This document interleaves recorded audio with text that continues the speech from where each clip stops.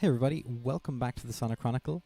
My name is Owen, and today I am making a video to kind of follow up on the Voice of Baceprot Trans-CC video that I made about 2 weeks ago. Thank you all so much for the incredible reaction to that particular video. To the 160 or so people that subscribed after the back of that video, thanks so much. I really appreciate you. Glad to have you here. What I'm going to do today is a bit of a play along. I'm going to play along to Renegade Sheep by Voice of Baceprot from Trans-CC, just to kind of, I suppose, show you how it's played. Now, I'm not going to say that I know exactly how it's played. This is all just stuff that I've kind of tried to pick up by ear from this. So if I get anything wrong, please feel free to leave me a comment. If you like this stuff as well, please feel free to hit the like button, right? And subscribe to the channel if you want to see more of this stuff done in the future. But for now, I've got my trusty SG over here. On my DAW, I am running into effectively a Marshall JCM 800 head and a 4x12 cab with a dynamic mic. But other than that, there's not much else that you really need to know about this. So what we're going to do is we're going to listen to a section of the song, and then we're going to try and play it. That's not the right song. That's the right song. So there we have, well, what we're going to have is two riffs, okay? So it's, the intro riff. So that is the first part of the main riff, and then the second part is the same again, except on the second round it goes, gives you that little part there. So in order to do that, we're not doing anything too crazy there. We're just pedaling on the D string. One sec. What we're doing here is we're pedaling on that D string.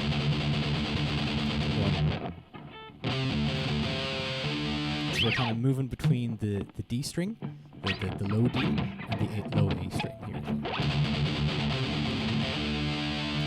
And the trickiest part here, I think, is probably the pan muting that needs to be done. So you need to pan mute the low D, and then allow the A to ring out a bit.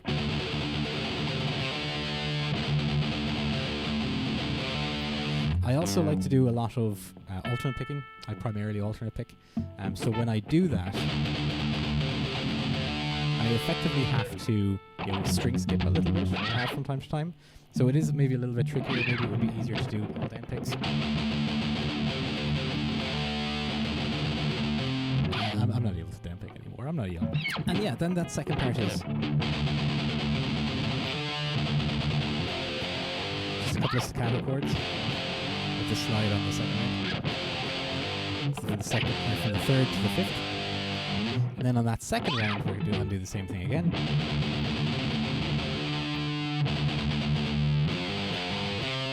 And then we have that little riff there, that little fill. That's done quite quickly. And all that is just a hammer-on twice, from the third to the fifth fret in the low D, and then that C on the A string.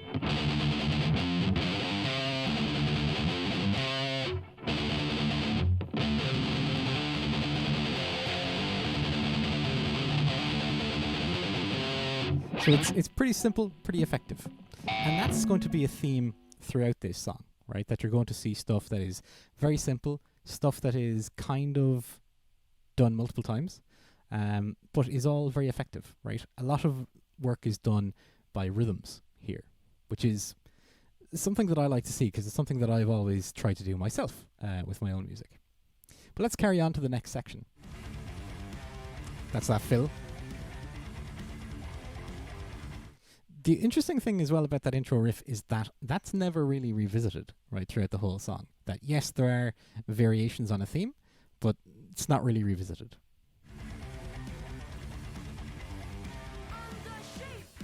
And then the verses, it's just going to be this on the low D. So you pan mute, and then allow the second one.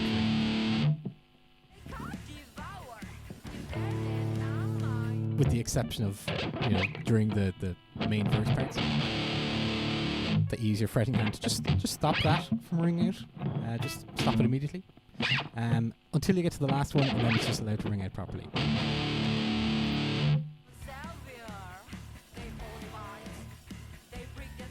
And then we'll see that now. There it is. And then we get back into a proper riff. And that is I suppose it's similar to the intro riff. It's just...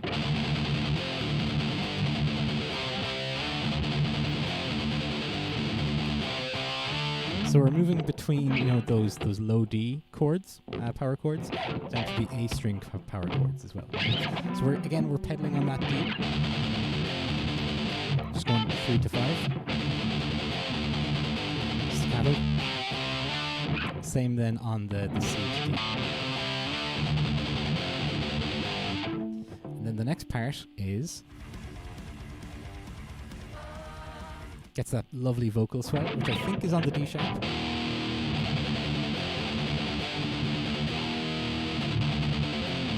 back into the main riff, or the other riff, and we do that swell again. And that's all that there is to it. That's it. Then we have this. Very staccatoed. And then we get this cool part. That's just feels really bouncy. It's pretty easy to do. Just kind of get really kind of, I suppose, grungy with this chord.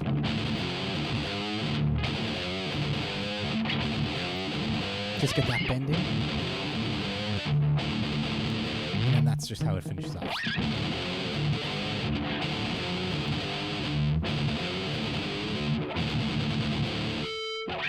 So we'll listen to the rest of that.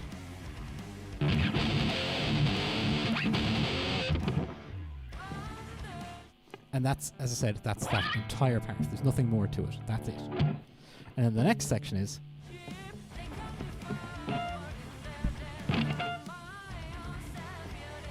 So we have...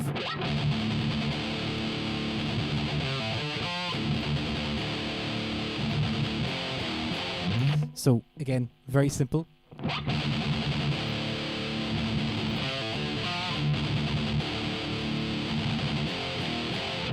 Very quick, very simple. So, if I dial that back for a second.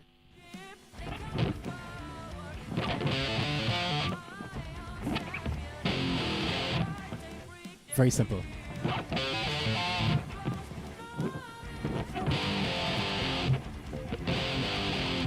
Very simple.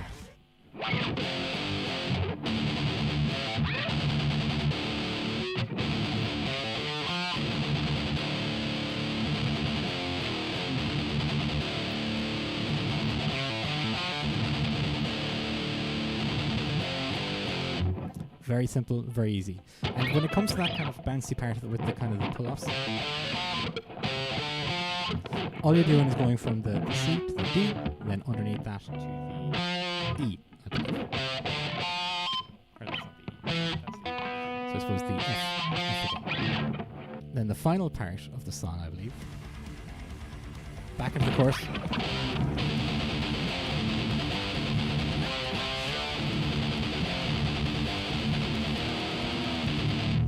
And then we get this other, just open D.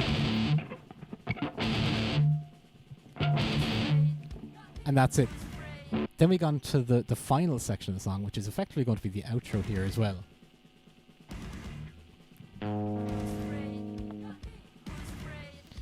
There's only about 16 seconds or so of this section. So it's...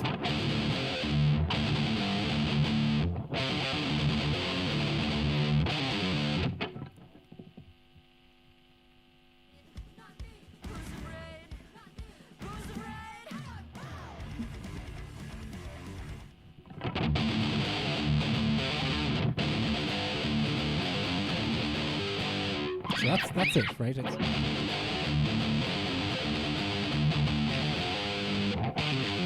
That's it, right?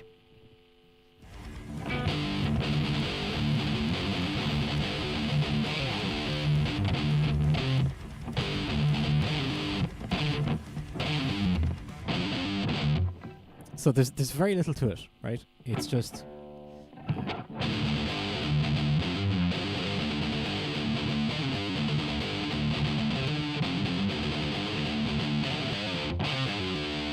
So yeah, it's just hammer-ons and pull-offs throughout the whole thing. So it's very simple, a lot of different just variations on a theme, right, throughout that whole song. Most of it's done on the 3rd fret and the 5th fret of the D string. Open D does a lot of the heavy lifting here. Occasionally going down to power chords on the A string. But aside from that, very, very simple, very easy to do. And it's a 2-minute long song. It's very quick and very simple. It's one that you might want to include in your set if you are a guitarist. Now, the bass part, that might be a whole other thing. The drums might be a whole other thing. But for the guitar, pretty simple song. But that's also what I love about it, right? I love that it is very simple in terms of the chords and the structure. But in terms of the rhythms, I find that it is very, very interesting. And that's how it keeps your interest throughout. So what I'm going to do now is I'm going to try and play through the whole thing, start to finish, I guess. And we'll see where we go or how we get on with that. And if you are watching this and you play through the whole thing using this as a guide, record it, fire it on, let me know.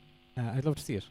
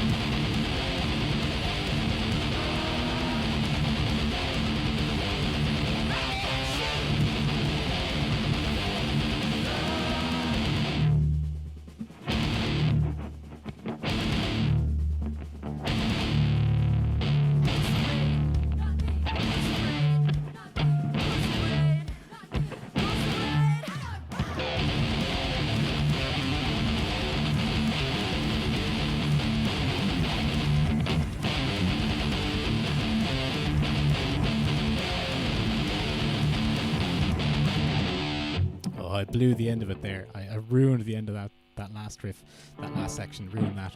But look, that is it. That is Renegade Sheep from start to finish. I think I got most of it. And the fact that it allows you to, pedal on the D throughout the whole thing, or through most of the thing, it was very helpful when I had that little bit of continuity error there and I had that laptop lid open. But anyway, that's all it is. Thank you so much for stopping by and for watching. I hope that you enjoyed this. I hope that you learned something from this. And if you want to see more of this stuff, let me know in the comments. And of course, subscribe to the channel as well. I'd really, really appreciate that. For now, though, we're going to leave it there. Thank you so much for your time and your attention. I really appreciate it. Have yourself a lovely day, and I'll see you again soon. Bye-bye.